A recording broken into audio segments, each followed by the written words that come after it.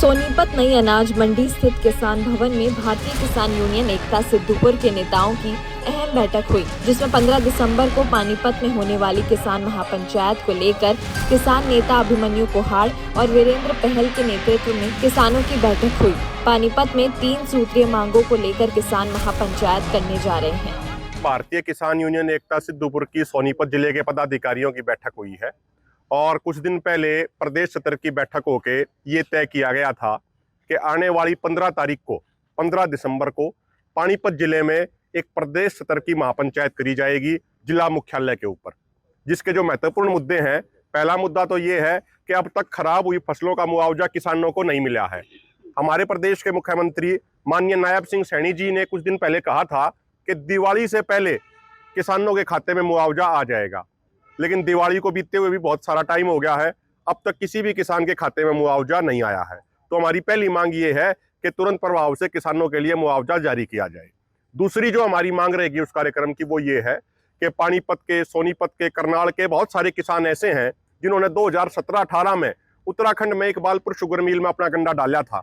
लेकिन 8 साल बीत चुके हैं, अब तक उनको पेमेंट नहीं मिली है। यहाँ भी भारतीय जनता पार्टी की सरकार है, उत्तराखंड में भी भारतीय जनता पार्टी की सरकार है, केंद्र में भी भारतीय जनता पार्टी की सरकार है। इसलिए हमारी प्रदेश सरकार की जिम्मेदारी बनती है कि वो उत्तराखंड सरकार के साथ बातचीत करे और किसानों की जो पेमेंट है वो बिना किसी देरी के तुरंत प्रभाव से दिलाई जाए। इस मुद्दे पर भी हम उस दिन अपनी महापंचायत करेंगे। इसके अलावा वहां पे कई जगहों पर हमने एक बात देखी कि जो हाई टेंशन के वायर गुजर रहे हैं,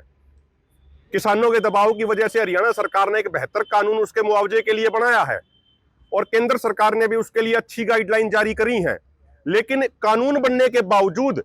जो अधिकारी हैं जिला सत्र के वो लेट लतीफी कर रहे हैं, वो लापरवाही कर रहे हैं और कंपनियों के साथ सेटिंग करके किसानों को मुआवजा नहीं दे रहे। भाई एक कानून तो किसानों के लिए अच्छा बना कि भाई अगर कोई भी हाई टेंशन लाइन गुजरेगी तो जो बिजली का खंभा उसके नीचे जो एरिया होगा उस एरिया का कलेक्टर रेट और मार्केट वैल्यू में से जो भी ज्यादा होगा उसका 200% किसान को मुआवजे के तौर पर मिलेगा। जो तार चले गए उनके नीचे जो एरिया आ गया उसका मार्केट वैल्यू का कलेक्टर रेट का 30, 45 और 60% किसानों को मिलेगा। तो किसानों के हक में एक तो कानून बनाया सरकार ने, लेकिन जिले सत्र के अधिकारी और कंपनी के अधिकारी मिलजुल के उसमें घोटाला कर रहे हैं और किसानों को पैसे नहीं दिए जा रहे। तो तुरंत प्रभाव से किसानों को पैसे दिए जाएं। इसके अलावा हमारे और भी मुद्दे हैं, उन तमाम मुद्दों के ऊपर हमारी ये 15 तारीख को बहुत बड़ी महापंचायत होगी। आज सोनीपत जिले के तमाम किसानों की ड्यूटी लगाई गई है और सोनीपत जिले से हजारों की संख्या में किसान 15 तारीख को पानीपत पहुंचेंगे। और आज